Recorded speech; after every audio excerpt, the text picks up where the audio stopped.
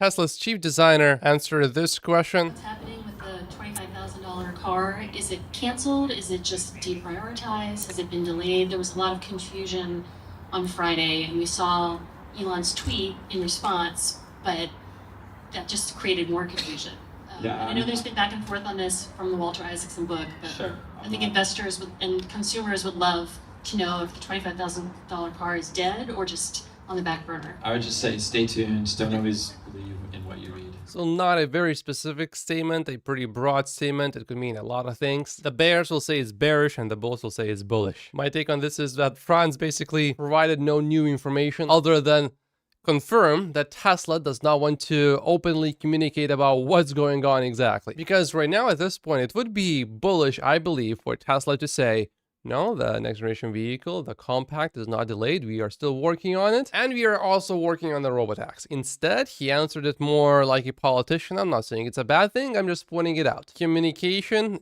Clear communication has never been a strength of Tesla overall as a company and the team. Roy sounds pretty bearish about FSD. Tesla has never tested a driverless vehicle before. There will be 1,000 expected problems to solve. Therefore, we should expect it to take 5 to 10 years to develop the technology after Tesla begins testing it with a small fleet of around 100 driverless robotaxis. When exactly did Tesla start testing FSD in the open, I think, is the bigger question. We can argue about that a lot. One could say, well, FSD V12, that's when Tesla really went mainstream because free trials started then. Another point of view could be, well, it started with V11 wide release because anyone that wanted FSD could then get it. While it is, of course, true that Tesla didn't launch robotaxis in 2020, they did launch FSD beta to customers and have continued improving it since. The progress is real, and I have witnessed the progress with V12. V11 was extremely impressive for someone who has never tried FSD. I can't imagine how impressive FSD V12 is to someone who has never tried FSD before. It's mind-blowing, really. But of course, it still has quite a few issues, but the progress between V11 and V12 is astounding. This 2019 event was about software. What is being unveiled this year is a new vehicle on the next generation platform. Robotaxi is one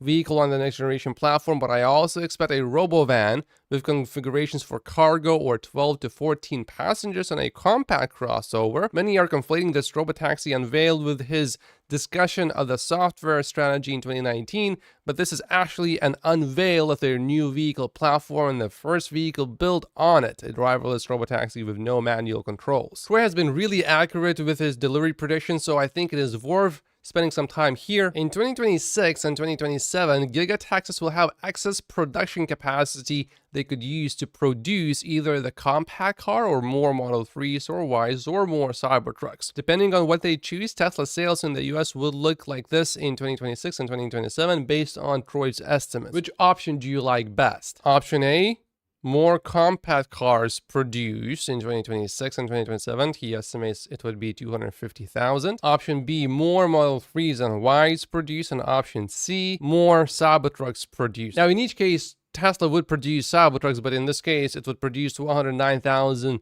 more Cybertrucks. If by then Tesla is not producing anything in Mexico, or if for some reason cannot produce anything in Mexico, I think option C perhaps makes more sense. This is because they will drive more profit per vehicle and won't Osborne the other vehicles. If you are buying a Cybertruck, chances are not very high that you were going to buy a Model 3 or a Model Y, but if you're buying the next generation compact, yeah, there's a good chance you were going to buy a Model 3, for example. It doesn't make sense to build 250,000 compacts in 26 or 27 unless there is also a way to build 1 million or more elsewhere in the following year. But if we can build a lot of these compacts, then I think option A makes a lot of sense. Or ideally, why couldn't we do both option A and option C at the same time? Build more Cybertrucks and more compacts. And this is a warning to Tesla stock investors. It looks like Giga Mexico is delayed until 2028 due to battery supply issues, and that makes it less attractive to produce the compact car Giga Texas at a lower volume in 2026.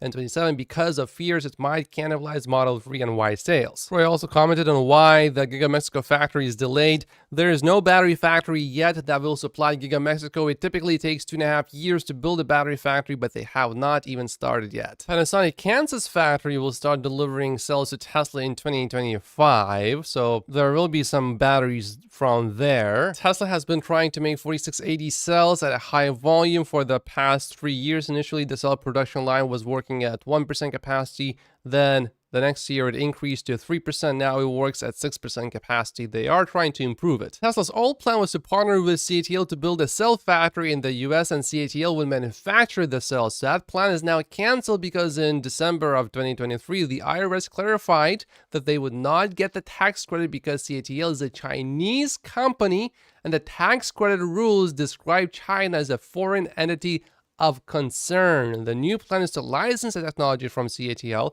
and then Ford and Tesla will produce the cells themselves. It's unclear if this workaround would work for getting the tax credit, though. There are calls to close this loophole. Ford is trying to get clarification. Tesla is copying Ford and waiting to see what happens. Panasonic only managed to increase 2170 cell production by 15% in the past few years. A cell factory Tesla needs for Giga Mexico is 3 times the size of Giga Nevada. Back to that poll, the reason why Troy doesn't think both are possible at the same time is because there's only so much space in the building, but couldn't they expand the building?